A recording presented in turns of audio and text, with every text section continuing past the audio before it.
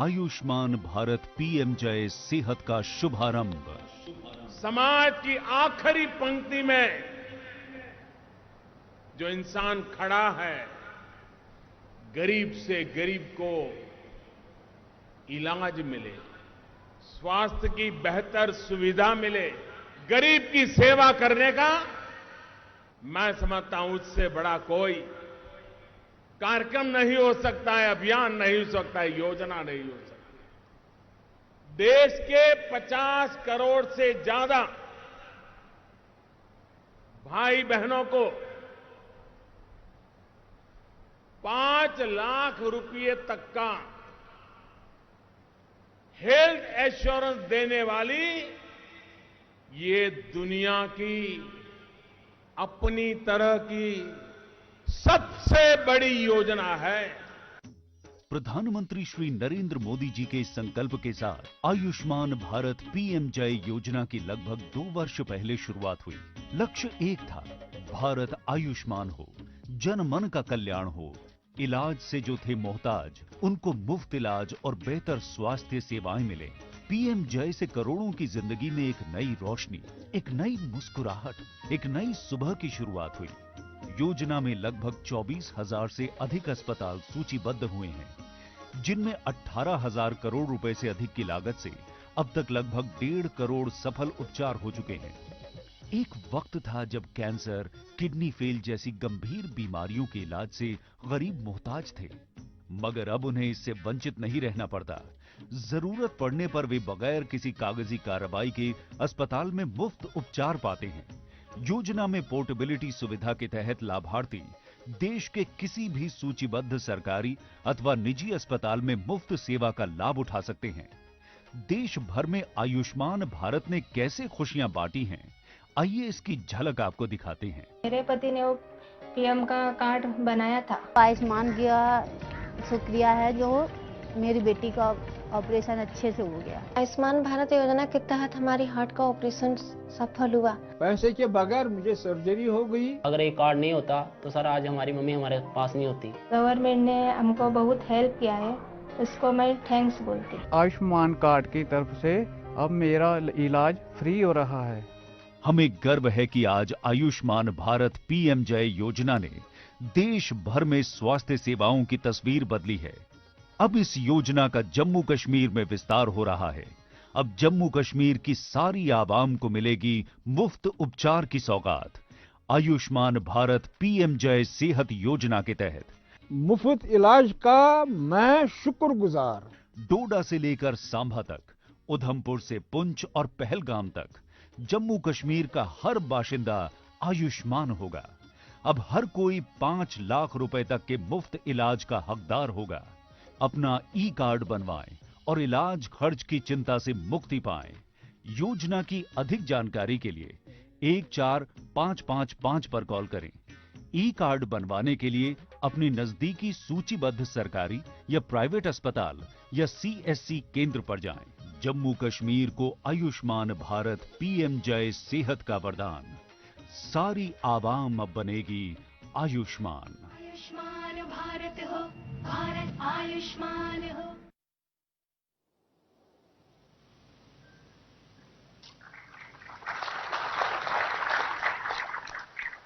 धन्यवाद प्रधानमंत्री जी। माननीय प्रधानमंत्री जी, अब हम आपसे आयुष्मान भारत जन आरोग्य योजना सेहत के लाभार्थियों को ई कार्ड वितरित करने की अनुमति चाहेंगे। और प्रधानमंत्री जी की अनुमति के बाद हम अब अपने लाभार्थियों को ई कार्ड वितरित करेंगे और उसके लिए मैं अनुरोध करूंगी माननीय उपराज्यपाल श्री मनोज सिन्हा जी से कि वो प्रधानमंत्री की ओर से ई कार्ड वितरित करें।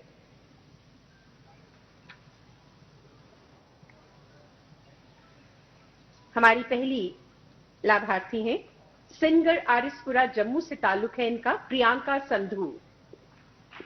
प्रियंका संधू, आपका संबंध सिनगढ़ आरिसपुरा जम्मू से है।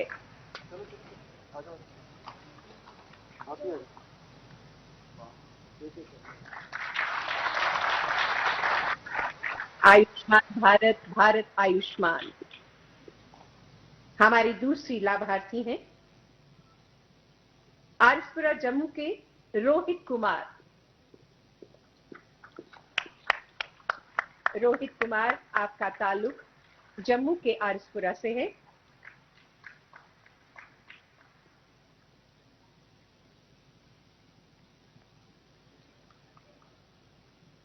रानी देवी, ये हमारे तीसरी लाभार्थी हैं, सिंगर आरएसपुरा जम्मू की रानी देवी।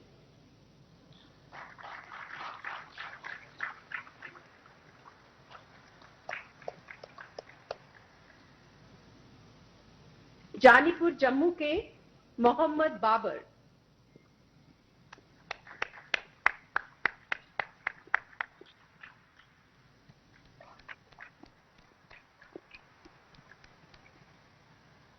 पलोड़ा जम्मू के हमारे 5वें लाभार्थी हैं सोमनाथ कौल।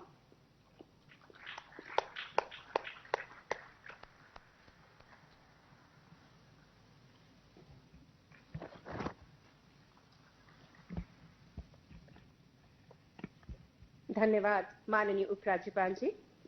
और अब माननीय प्रधानमंत्री श्री नरेंद्र मोदी जी प्रधानमंत्री जन आरोग्य योजना के लाभार्थियों से बात करेंगे।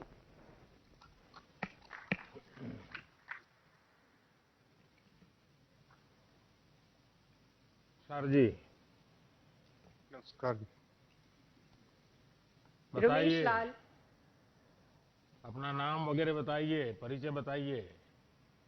मेरा नाम रमेश लाल और मैं कैंसर पेशेंट हूँ और मेरा इलाज चल रहा है जम्मू में मेडिकल कॉलेज। और उधर डॉक्टर को दिखाया मैंने, तो डॉक्टर ने पूछा कोई आपके पास कार्ड बना हुआ है, गोल्डन कार्ड? तो मैंने बोला हाँ। उस कार्ड के थ्रू मेरा इलाज शुरू हुआ और वो उसके कार्ड के थ्रू इलाज हो रहा है मेरा, और मैं बहुत बहुत धन्यवाद करता हूं। रमेश जी, क्या करते हैं आप? मैं ड्राइवर हूँ। ड्राइवर है? हाँ जी। अपनी खुद की गाड़ी है? नहीं, किसी की ड्राइवरी करता हूँ। अच्छा, तो ये कैंसर जब आपको हुआ, पता चला, तो पूरे घर में बहुत बड़ी चिंता हो गई होगी, आपको लगा होगा अब क्या करेंगे? हाँ जी, बहुत बड़ी चिंता हो गई, बहुत परेशान हो गए कि कहाँ से इलाज कराना है। बहुत महंगा इलाज था, करा नहीं सकते थे हम लोग। अभी क्या स्थिति है, कितना खर्चा हो रहा है आपको? खर्चा तो अपने से थोड़ा कम ही हुआ है, लेकिन जो कार्ड नहीं होता तो नहीं करा पाते इलाज हम, वो कार्ड के थ्रू ही। कार्ड के आने के बाद अब कोई खर्चा नहीं हुआ? हाँ, नहीं होगा। यानी पूरा तरह किसी को 1 रुपया भी देना नहीं पड़ा है आपको? नहीं नहीं, कोई 1 रुपया नहीं देना पड़ा। और ट्रीटमेंट ठीक होती है? हाँ जी, बिल्कुल ठीक होता है। चलिए रमेश जी, बहुत जल्दी आप स्वस्थ हो जाइए और आपके परिवार को भी बहुत जल्दी परमात्मा की कृपा रहे ताकि आपको आगे कोई तकलीफ ना हो। आयुष्मान भारत ने आपके जीवन को आयुष्मान बना दिया है। हाँ जी, एक बात बोलना चाहता हूँ, मैं नरेंद्र भाई मोदी का बहुत बहुत शुक्रगुजार हूँ। जो कार्ड बना उसकी वजह से मेरा इलाज हुआ, नहीं तो इस दुनिया में नहीं होता अभी तक। नरेंद्र भाई मोदी ने स्कीम चलाई और वो कार्ड मिला मुझे, तो मैं इलाज करवाया, नहीं तो मेरी फैमिली और आप कहाँ होते इस दुनिया में। रमेश जी, आप अपना नसीब लेके आए हैं, आप लंबी उम्र लेके आए हैं। नसीब तो मैं अपना लेके आया हूँ, लेकिन स्कीम नहीं होती तो नसीब क्या करता मेरा नसीब कुछ नहीं कर सकता था। वो स्कीम के थ्रू ही मेरा नसीब हुआ। आज मैं बैठा हूँ, आपके साथ बात कर सकता हूँ। चलिए, ईश्वर ने हम लोगों को प्रेरणा दी और हम सब एक अच्छी स्कीम बना पाए जो देश के गरीबों को इस प्रकार से मदद करे। और आप जैसे लोगों के आशीर्वाद हमें गरीबों की और सेवा करने की ताकत देते हैं।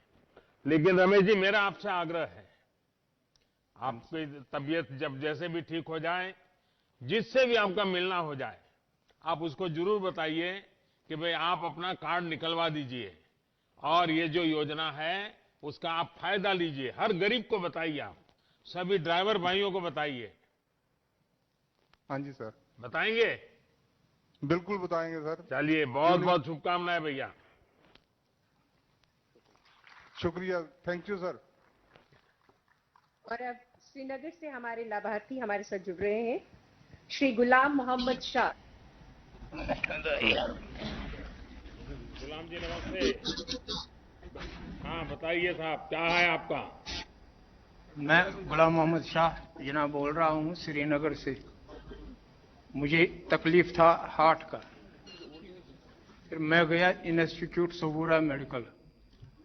वहाँ मुझे पता चला कि मेरी 3 हार्ट की 3 सेल खत्म हो गई है। फिर डॉक्टर ने मुझे कहा इसको पैसे बहुत लगेगा, मेरे पास उतना ताकत नहीं था। मैं डॉक्टर साहब से बोला मेरे पास इतना पैसा नहीं है, मैं गरीब आदमी हूँ। फिर उन्होंने कहा गोल्डन कार्ड बनाया, मैंने कहा नहीं मेरे पास नहीं है। फिर मुझे गोल्डन कार्ड बनाना पड़ा, जिसकी वजह से मुझे ऑपरेशन हो गया हार्ट का। मुझे 3 स्टेंट नए डालनी पड़ी और जो भी खर्चा मुझे आया वो मुफ्त हो गया, पैसा नहीं दिया मैंने। कोई खर्चा नहीं हुआ आपको? नहीं, तब उस वक्त कोई पैसा नहीं लगा मुझे। अच्छा, और अभी तबीयत ठीक है? हाँ चलता हूँ। हाँ तो आप करते क्या हैं जी? मैं छोटी सी तजारत करता हूँ, बिजनेस करता हूँ, दुकानदारी मोहल्ले में छोटा सा। हाँ हाँ, चलिए आपको इस योजना का लाभ मिला और आपकी ये हृदय रोग की बीमारी में बहुत समय पर आपको मदद मिल गई। अब आपकी लंबी उम्र हो, और मेरा भी आपसे आग्रह रहेगा कि आप औरों को जरूर बताइए कि वो भी ये गोल्डन कार्ड निकलवा दें। और कोई भी तकलीफ है तो ये योजना आप गरीबों के लिए है, इसका फायदा उठाइए। बेहतर जनाब, ये जरूरी है। बहुत धन्यवाद आपका जी। नमस्कार।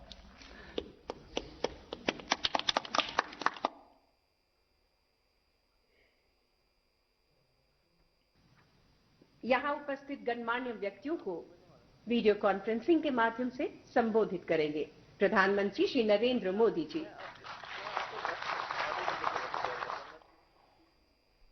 आज मुझे जम्मू कश्मीर के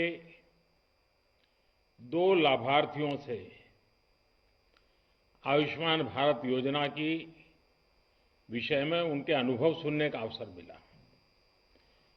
मेरे लिए सिर्फ आपके ये अनुभव नहीं है, कभी कभी जब काम करते हैं, निर्णय करते हैं, लेकिन जिनके लिए करते हैं उनसे जब संतोष के शब्द मिलते हैं तो शब्द मेरे लिए आशीर्वाद बन जाते हैं। मुझे गरीबों के लिए और ज्यादा काम करने के लिए, और मेहनत करने के लिए, और दौड़ने के लिए ये आपके आशीर्वाद बड़ी ताकत देते हैं।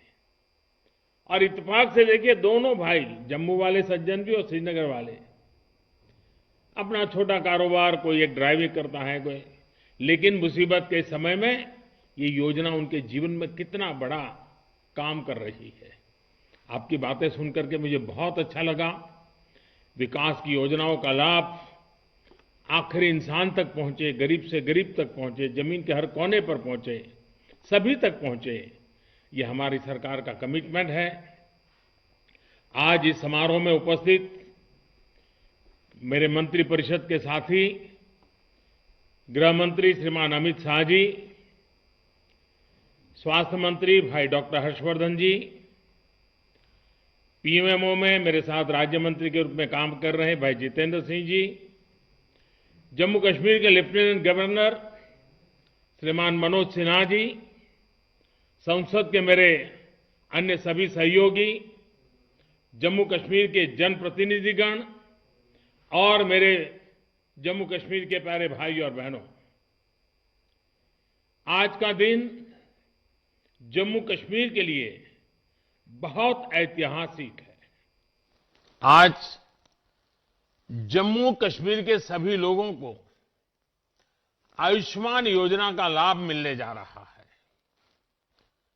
सेहत स्कीम अपने आप में एक बहुत बड़ा कदम है और जम्मू कश्मीर के अपने लोगों के विकास के लिए ये कदम उठाता देख मुझे भी बहुत खुशी हो रही है और इसलिए श्रीमान मनोज सिन्हा जी और उनकी पूरी टीम को, सरकार के सभी मुलाजिम को, जम्मू कश्मीर के नागरिकों को मेरी तरफ से बहुत बहुत बधाई है। वैसे मेरी इच्छा थी कि ये कार्यक्रम कल ही हो, अगर 25 तारीख को अटल जी के जन्मदिन पर हो पाता, लेकिन मेरी अपनी कुछ व्यस्तताओं के कारण मैं कल इसे नहीं कर पाया, इसलिए मुझे आज की डेट तय करनी पड़ी। अटल जी का जम्मू कश्मीर से एक विशेष स्नेह था।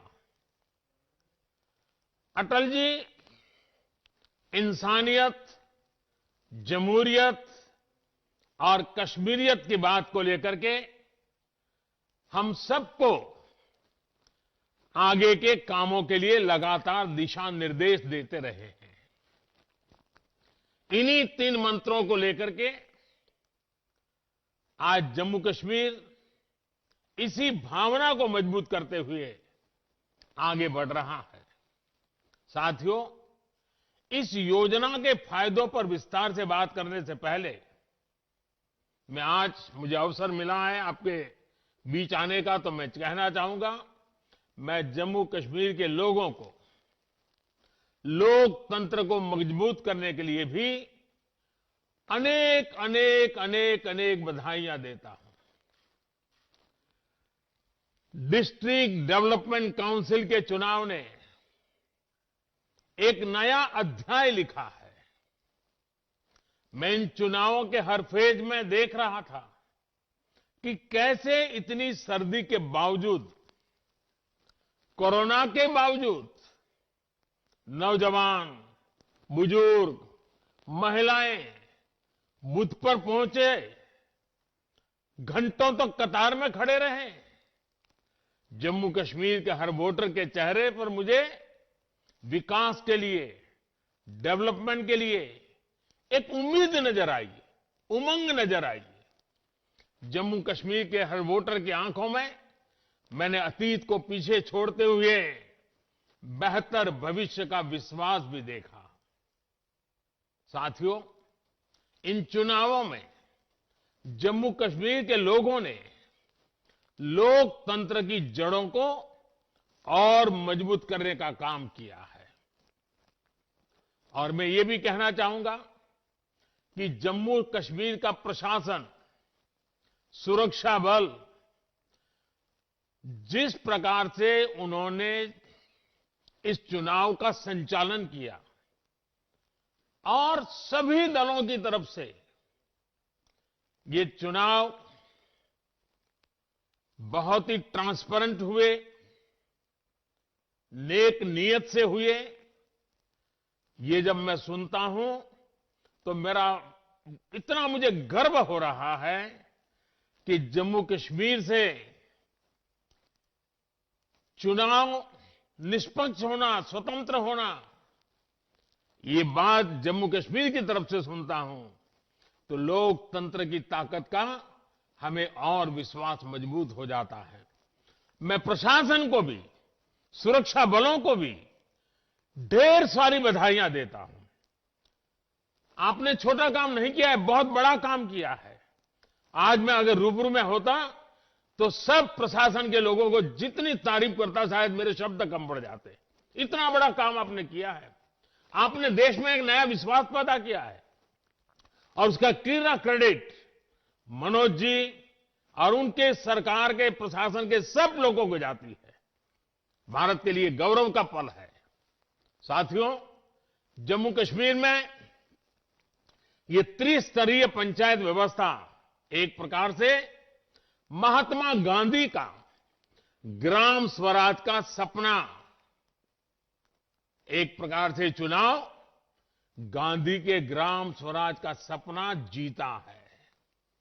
और देश में जो पंचायती राज व्यवस्था है, उसने आज जम्मू कश्मीर की धरती पर पूर्णता को प्राप्त किया है। ये नए दशक में नए युग के नए नेतृत्व का आरंभ है। बीते वर्षों में हमने जम्मू कश्मीर में ग्रास रूट डेमोक्रेसी को जमीनी स्तर पर लोकतांत्रिक संस्थाओं को मजबूत करने के लिए दिन रात प्रयास किया है। और जम्मू कश्मीर के भाइयों बहनों को पता होगा, एक समय था हम लोग जम्मू कश्मीर की सरकार का हिस्सा थे।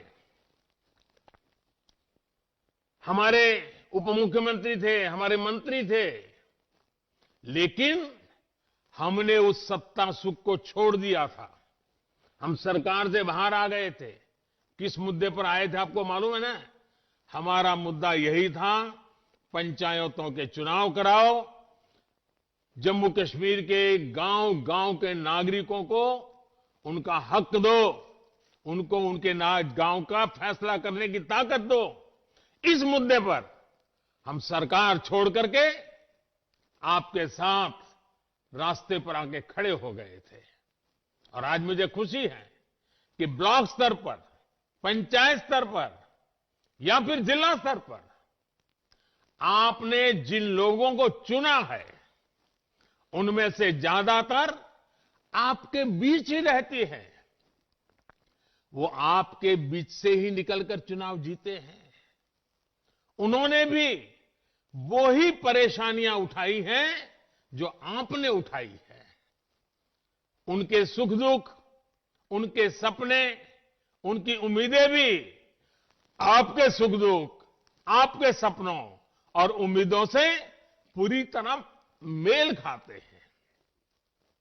ये वो लोग हैं जो अपने नाम के बल पर नहीं, बल्कि अपने काम के बल पर आपका आशीर्वाद ले पाए हैं और आज आपने उनको आपका प्रतिनिधित्व देने का हक दिया है।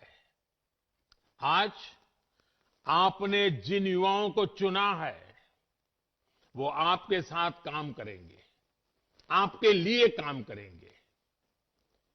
और जो लोग चुन करके आए हैं, मैं उनका भी बहुत बहुत अभिनंदन करता हूं। और जो इस बार विजयी नहीं हो पाए हैं, उनको भी मैं कहूंगा कि आप निराश मत होना। जनता की सेवा लगातार करते रहना। आज नहीं तो कल आपके नसीब में भी विजय आ सकता है। लोकतंत्र में यही होता है, जिसको मौका मिले वो सेवा करे, जिसको मेरे मौका न मिले वो सेवा के फल में कोई रह जाता है तो उसके लिए लगातार सक्रिय रहे।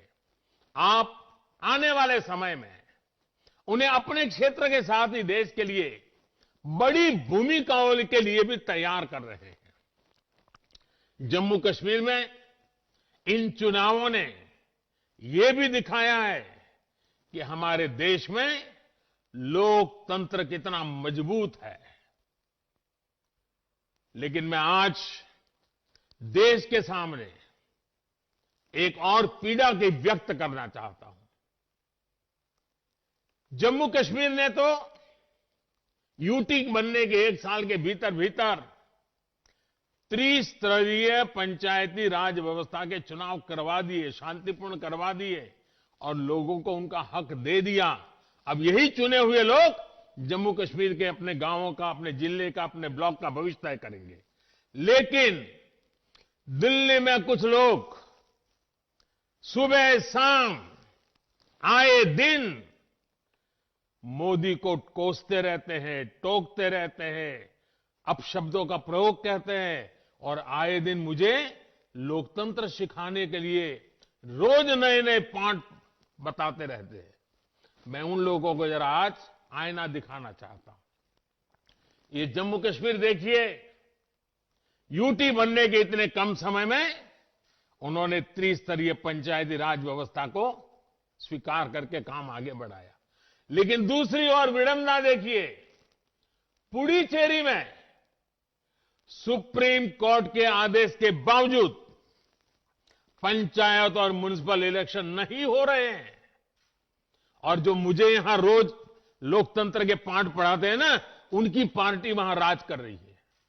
आप हैरान होंगे, सुप्रीम कोर्ट ने 2018 में यह आदेश दिया था, लेकिन वहां जो सरकार है जिसका लोकतंत्र पे जरती पर भरोसा नहीं है, इस मामले को लगातार टाल रही है। साथियों, पुडुचेरी में दशकों के इंतजार के बाद साल 2006 में लोकल बॉडी पॉल्स चुनाव हुए थे। इस चुनाव में जो चुने गए उनका कार्यकाल 2011 में ही खत्म हो चुका है। कुछ राजनीतिक दलों की कथनी और करनी में कितना बड़ा फर्क है, लोकतंत्र के प्रति वो कितना गंभीर है, इस बात से भी पता चलता है। इतने साल हो गए, पुडुचेरी में पंचायत वगैरह चुनाव नहीं होने दिए जा रहे हैं। भाइयों और बहनों, केंद्र सरकार ये लगातार कोशिश कर रही है कि गांव के विकास में गांव के लोगों की भूमिका सबसे ज्यादा रहे। प्लानिंग से लेकर अमल और देखरेख तक पंचायती राज से जुड़े संस्थानों को ज्यादा ताकत दी जा रही है। आपने भी देखा है, गरीब से जुड़ी जरूरतों को पूरा करने के लिए पंचायतों का दायित्व अब कितना बड़ा है। इसका लाभ जम्मू कश्मीर में देखने को भी मिल रहा है। जम्मू कश्मीर के गांव-गांव में बिजली पहुंची है। यहां के गांव आज खुले में शौच से मुक्त हो चुके हैं। गांव-गांव तक सड़क पहुंचाने के लिए मनोज जी के नेतृत्व में पूरा प्रशासन कठिनाइयों के बीच भी बहुत तेजी से काम पर लगा हुआ है। हर घर जल पहुंचाने का मिशन जम्मू कश्मीर में तेजी से आगे बढ़ रहा है।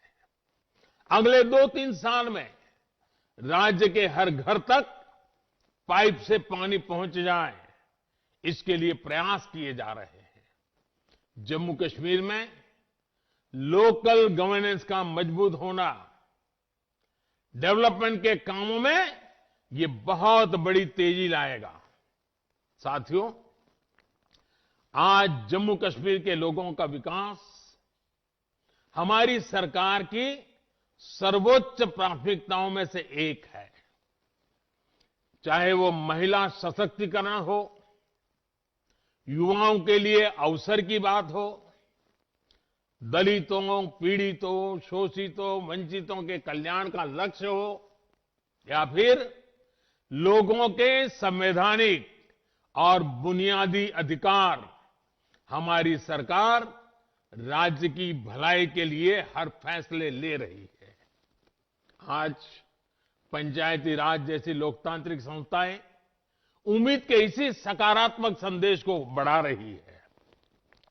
आज हम लोगों को ये विश्वास दिलाने में सफल हुए हैं कि परिवर्तन संभव है और ये परिवर्तन उनके चुने हुए पसंदीदा प्रतिनिधि ला सकते हैं। जमीनी स्तर पर लोकतंत्र लाकर हम लोगों की आकांक्षाओं को अवसर दे रहे हैं। जम्मू कश्मीर की अपनी महान विरासत है और इसके शानदार लोग अपने इस क्षेत्र को सशक्त करने के तरीके अपना रहे हैं, नए तरीके सुझा रहे हैं। साथियों, जम्मू कश्मीर की जीवन रेखा कही जाने वाली झेलम नदी में रावी, ब्यास, सतलुज मिलने से पहले कई उपनदियां भी मिलती हैं और फिर ये सारी नदियां महान सिंधु नदी में समा जाती हैं। महान सिंधु नदी हमारी सभ्यता, हमारी संस्कृति और विकास यात्रा का पर्याय है। इसी तरह विकास की क्रांति भी उपनदियां, सहायक नदियां की तरह ही कई धाराओं में आती है और फिर बड़ी धारा बन जाती है। इसी सोच के साथ हम स्वास्थ्य के क्षेत्र में भी परिवर्तन लाने की कोशिश कर रहे हैं। हमारी सरकार ने कई छोटी छोटी धाराओं की तरह कई योजनाओं की शुरुआत की है और सबका एक ही लक्ष्य है, स्वास्थ्य के क्षेत्र में क्रांतिकारी बदलाव लाना। जब हमने उज्ज्वला योजना के तहत देश की बहनों को, बेटियों को गैस कनेक्शन दिया तो इसे सिर्फ ईंधन पहुंचाने की एक योजना के तौर पर नहीं देखा जाना चाहिए। हमने इसके जरिए अपनी बहनों, बेटियों को धुएं से मुक्ति दिलाई, पूरे परिवार की स्वास्थ्य को सुधारने का प्रयास किया है। महामारी के दौरान भी यहां जम्मू कश्मीर में करीब 18 lakh gas cylinder 18 lakh gas cylinder refill कराए गए। उसी प्रकार से आप स्वच्छ भारत अभियान का ही उदाहरण लीजिए।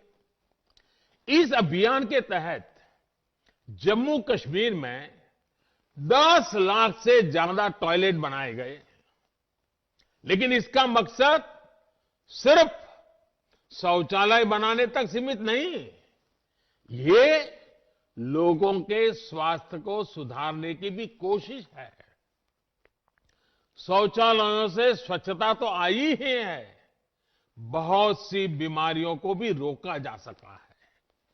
अब इसी कड़ी में आज जम्मू कश्मीर आयुष्मान भारत सेहत स्कीम शुरू की गई है।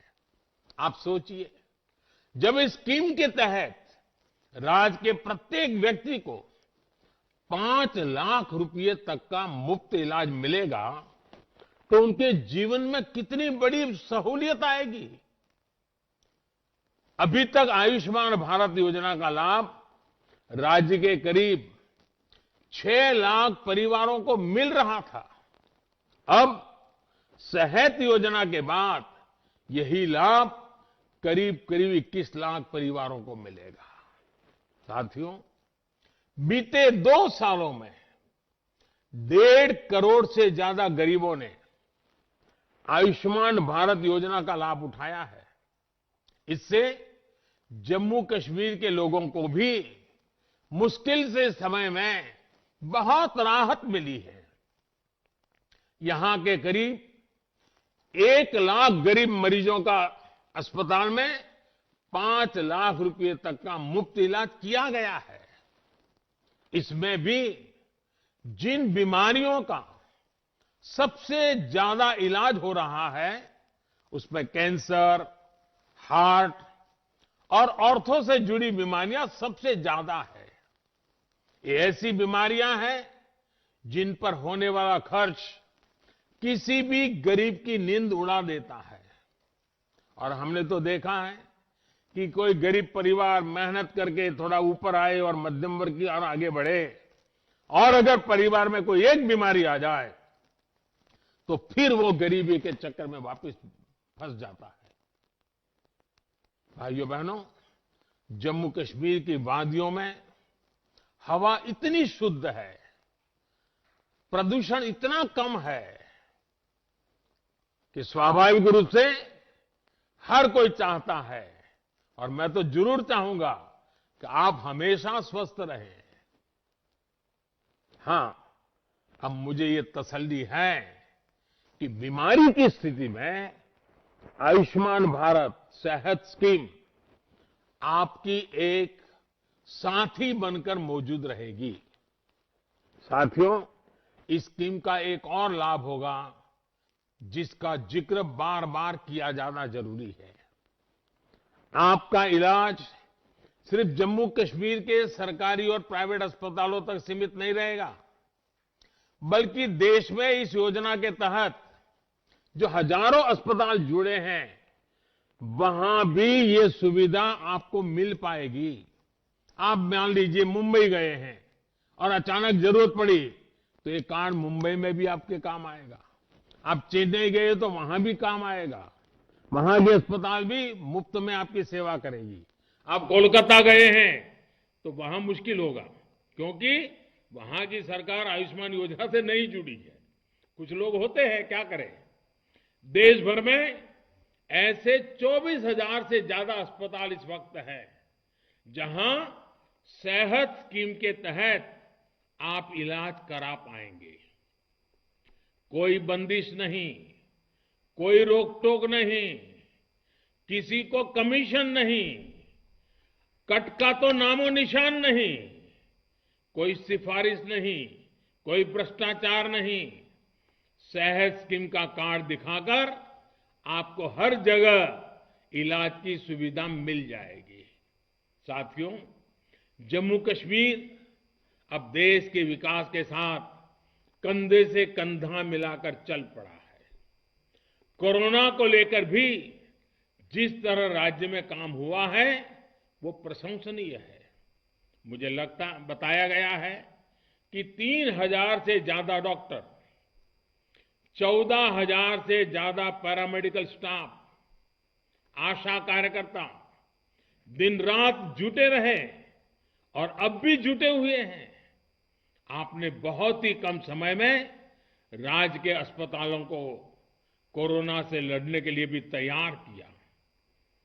ऐसे ही इंतजाम के कारण कोरोना के ज्यादा से ज्यादा मरीजों को बचाने में हम कामयाब रहे हैं।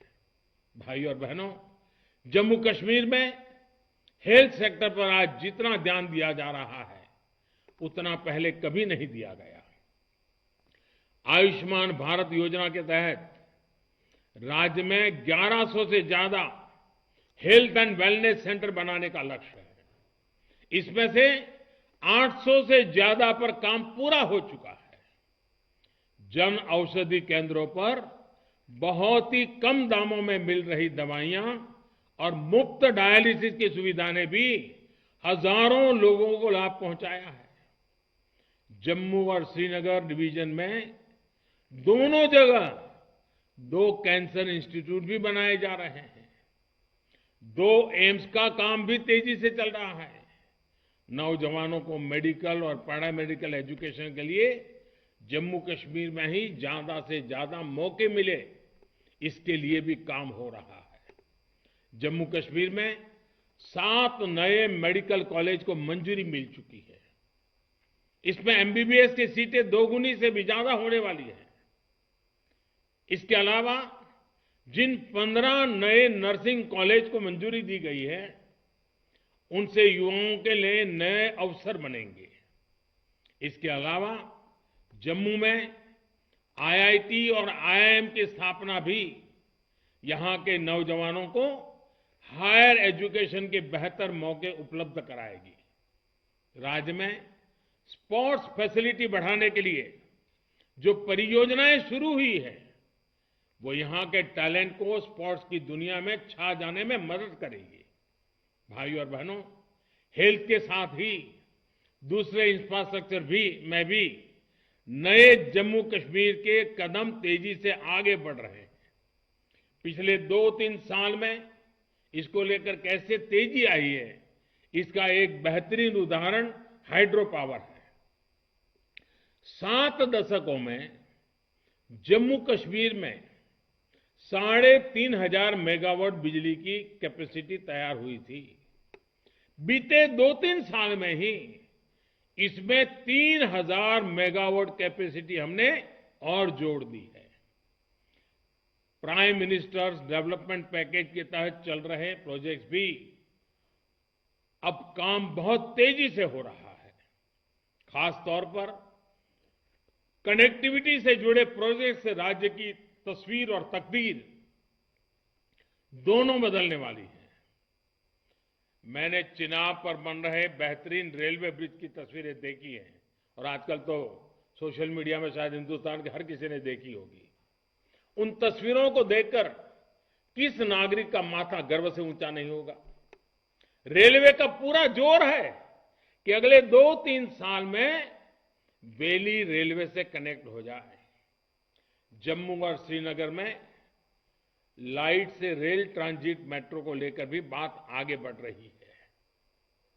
बनिहाल टनल को भी अगले साल तक पूरा करने की कोशिश की जा रही है। जम्मू में जो सेमी रिंग रोड का काम चल रहा है उसे भी जल्द से जल्द पूरा करने में सरकार जुटी हुई है।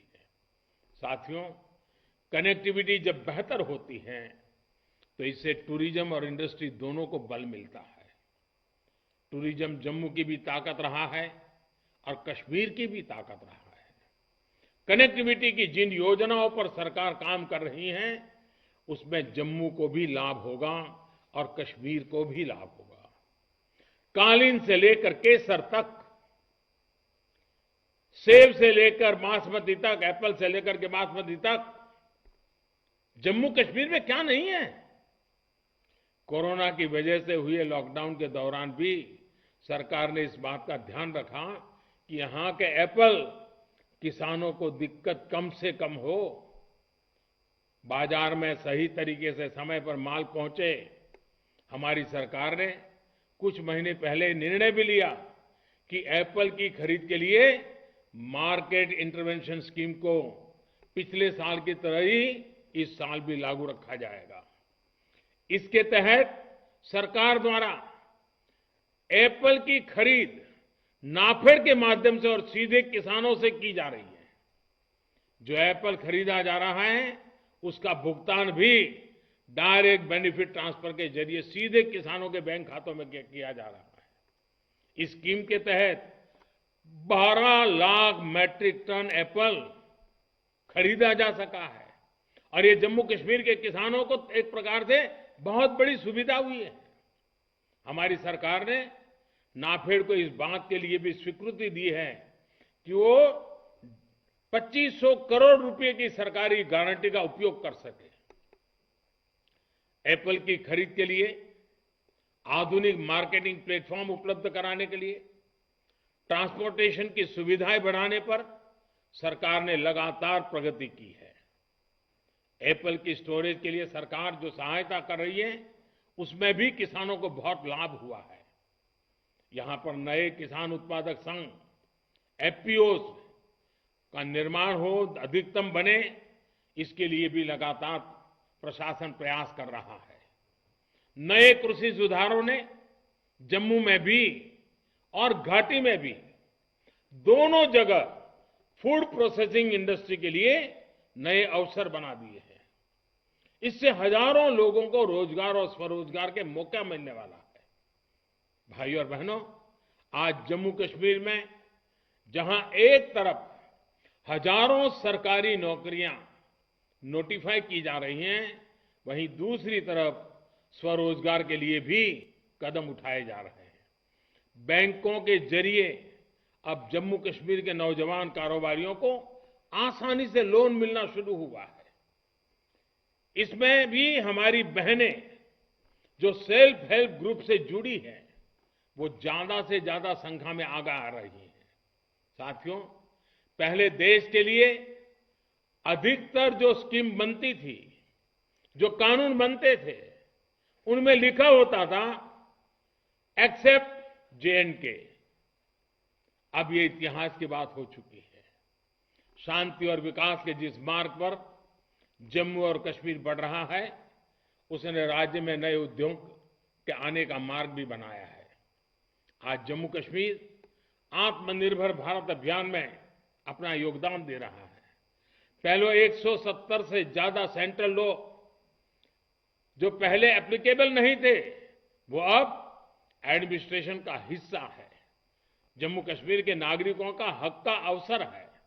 साथियों, हमारी सरकार के फैसलों के बाद पहली बार जम्मू कश्मीर के गरीब सामान्य वर्ग को आरक्षण का लाभ मिला है। पहली बार पहाड़ी लोगों को आरक्षण का लाभ मिला है। अंतर्राष्ट्रीय सीमा पर रहने वालों को भी 4% आरक्षण का लाभ हमारी सरकार ने दिया है। फॉरेस्ट एक्ट लागू होने से भी लोगों को नए अधिकार मिले हैं। इससे गुजर, बकरवाल, अनुसूचित जनजातियां और पारंपरिक रूप से जंगलों के आसपास रहने वालों को जंगल की जमीन के इस्तेमाल का कानूनी अधिकार मिला है। अब किसी के साथ भी भेदभाव की गुंजाइश नहीं है। जम्मू कश्मीर में दशकों से रह रहे साथियों को डोमिसाइल सर्टिफिकेट भी दिए जा रहे हैं। यही तो है सबका साथ, सबका विकास, सबका विश्वास। साथियों, सीमा पर होने वाली शेलिंग हमेशा से चिंता का विषय रही है। शेलिंग की समस्या के समाधान के लिए बॉर्डर पर बंकर बनाने का काम तेज गति से किया जा रहा है। सांबा, पूंछ, जम्मू, कठुआ और राजौरी जैसे संवेदनशील जगहों पर बड़ी तादाद में न सिर्फ बंकर बनाए गए हैं, बल्कि नागरिकों के सुरक्षा के लिए सेना और सुरक्षा बलों को भी खुली छूट दी गई है। साथियों, हमारे देश में जिन लोगों ने दशकों तक शासन किया, उनकी एक बहुत बड़ी भूल ये भी रही है कि उन्होंने देश के सीमावर्ती यानी सीमा के पास के इलाकों के विकास को पूरी तरह नजरअंदाज किया। उनकी सरकारों की इस मानसिकता के ने जम्मू कश्मीर को या नॉर्थ ईस्ट हो, इन क्षेत्रों को पिछड़ेपन में रहने के लिए मजबूर कर दिया। जीवन की बुनियादी जरूरतें, एक सम्मानजनक जीवन की जरूरतें, विकास की जरूरतें यहां के सामान्य मानवीय तक उतनी पहुंची ही नहीं जितनी पहुंचनी चाहिए थी। ऐसी मानसिकता कभी भी देश का संतुलित विकास नहीं कर सकती। ऐसी नकारात्मक सोच की हमारे देश में कोई जगह नहीं, न सीमा के पास न सीमा से दूर। हमारी सरकार की प्रतिबद्धता है कि देश का कोई भी क्षेत्र विकास की धारा में अब और वंचित नहीं रहेगा। ऐसे क्षेत्रों में लोगों का बेहतर जीवन भारत की एकता और अखंडता की भी मजबूती देगा। साथियों, देश के हर क्षेत्र का विकास हो, जम्मू का विकास हो, कश्मीर का विकास हो, हमें निरंतर इसके लिए काम करना है। एक बार फिर मैं श्रीमान मनोज सिन्हा जी को और उनकी टीम को आज जरूर बधाई देना चाहूंगा। जब मैं अभी मनोज जी को भाषण सुन रहा था, कितने काम उन्होंने गिनाए और जम्मू कश्मीर के लोगों के बीच में खड़े रह करके गिनाए। जिस तेजी से काम हो रहे हैं, पूरे देश के अंदर एक नया विश्वास, नई आशा पैदा करेंगे और मुझे विश्वास है जम्मू कश्मीर के नागरिकों का कई दशकों का जो काम अधूरा रहा है, वो मनोज जी और वर्तमान की प्रशासन टीम के माध्यम से अवश्य पूरा होगा, समय से पहले पूरा होगा, ऐसा मेरा पूरा विश्वास है। एक बार फिर आप सभी को सेहत स्कीम के लिए, आयुष्मान भारत योजना के लिए बहुत बहुत बधाई देता हूं। माता वैष्णो देवी और बाबा अमरनाथ की कृपा हम सब पर बनी रहे, यही अपेक्षा के साथ बहुत बहुत धन्यवाद।